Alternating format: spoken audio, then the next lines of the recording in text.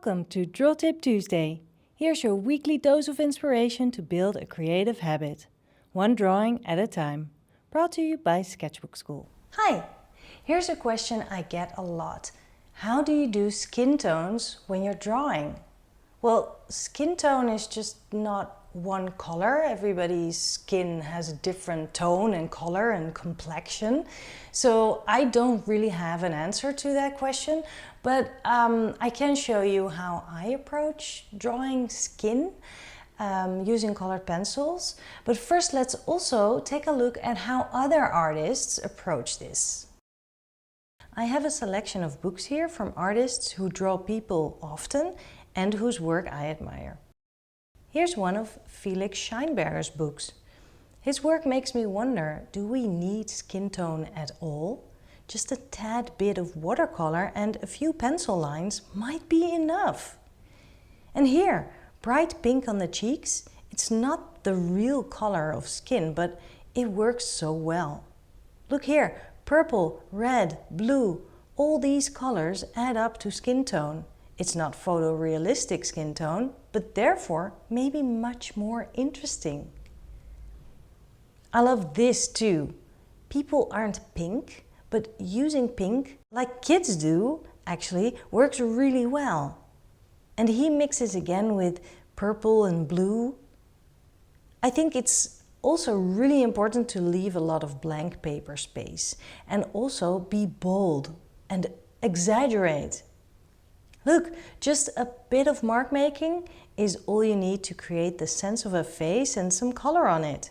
I think when we look at Felix Scheinberger's style, it is really a matter of being bold, daring to combine bright red with a simple beige, for example. Miguel Herranz is another one of my favorites. Again, here's proof that you actually don't need to color the face at all. This is done on gray toned paper and that gives you a mid-tone. Keeping it flat like this puts more emphasis on the important parts of the drawing. Or what about using a limited palette? You just need a few hatching lines to indicate shadows and create volume. So who needs skin tone anyway? And here's another example that you don't really need the skin tone at all. The emphasis is on the other colors and the shapes, and it's not even important what color the skin is. This is a book by Inma Serrano. She is amazing with color and she uses colored pencils a lot to combine with other media. Let's look at this. Brown colored pencil, ochre, yellow, orange, pink, brown and ochre again. And what is really important here is that she is actually using colors that are in the rest of the drawing. So instead of using the right skin color, Inma is using the palette of colors that she's already using in the rest of the drawing. This gives the drawing kind of a unity. Here, this is a bit like Felix does, just a few strokes of color. And the bright pink here shows that it must have been a very hot day. These people may have a bit of a sunburn or they are flustered by the warm weather. How about gray, blue, beige for skin color? It's almost a little muddy here, but it makes sense as these people are in the shadow and in the background. And then the little round pink cheek that is added gives a lot of life to it. And just like with Felix, colored pencils can give you the association of them being a kid's tool. Well, use that. Here, Inma uses a red pencil to color the man's face, and doesn't it make total sense even though it's not photorealistic? Lynn Chapman draws people very often and she made a book about it. Here's proof that there is no real answer to the question how to create skin color. Look at the green and the purple and the blue that is combined in these faces. Here's a green face, but doesn't it make total sense because the tones are right? Lynn often uses water-soluble Inktense pencils. Look here, green, red. This is even more extreme. Blue, purple, green. Just a few colors, very strong. And again, just like with Felix Scheinberger's style and in my style, be bold. And Lynn has this whole thing about skin color actually in her book. Green shadows prevent the skin from appearing too pink, for example. She uses tan to add a warm tone, red for a bit of a blush. Stubble can appear blue, which is a great insight and so true. Well, I won't give away all her secrets, just buy the book, even if it was just for this one single page. But then I also realized that when people ask about skin color, they want to know how to represent the color the way it looks in real life. Kane often combines pen, watercolor and colored pencils. There's a lot of red involved here. And that's the thing, some people have a more red complexion, others are more pale, the next person has a brown skin, and what about the shine and reflections you can sometimes see on skin? Wow, look at this! And this girl has more of a pale complexion, so Tommy has used delicate strokes of soft pink, orange, yellow, blue, grey, all colored pencils on top of watercolor. There is not one single formula, that's clear. Check out all these faces. For every face, there's a completely different approach. And probably this is what people are asking about. How to do skin tone in a realistic way like here. And I'll show you how I use my colored pencils to build up skin tone for a portrait. I found this photo on my phone and I will use it for reference for my drawing. I picked up this terracotta color, which will be my starting point. This light pink could be helpful, and maybe this pale pink, I'm not sure yet. A yellow, a red. This pink might be too bright, but you never know. There will probably be orange involved and some lilac or violet and blue also for some cooler shades in contrast. I'll start with a quick outline, but when I am drawing skin tone, I am trying to look at light and shadow rather than colors and shape.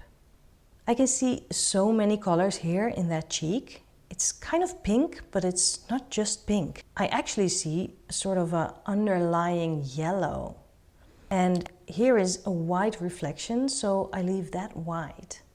So let's focus on this cheek area. I draw with a very soft and light touch, so I can add lots of layers to bring a sense of depth and volume to the drawing. I actually see a bit of violet in here too. This takes time, but it's important to find the shadows. They define the shape of the face. And if this would be someone else's face, the colors would be completely different. And if this photo would be taken in different lighting, the colors would be different as well. Just looking at the shadows, the longer you look, the more shades and colors you will see. Try to not think in terms of only yellow, brownish, beige and pink, but also think about opposite colors and how they are represented in darker parts. In the shaded area, you'll see cooler colors and you just keep adding layer upon layer, and those will build up to the color you want to represent. Make sure to leave a lot of white, because the more layers you add, the more the colors will come together and fill up the white space, and you don't want to lose your highlights. And it's really up to you. Are you trying to represent the reality, or do you want to have your own interpretation of things? This is just one way of doing things, but think about how Lynn chooses bright, unlogical colors to create a skin tone that makes total sense. Or if you don't have time to layer your color, like with this technique, channel Inma or Felix and pick up bright colors to make some quick marks. The technique I am showing you will take time and it will take patience. But you will get a real nice, rich combination of colors. And if you want the texture to have an even smoother look, try using a blending stick. It blends the colors together and creates a softer texture. Something you might want to try as well.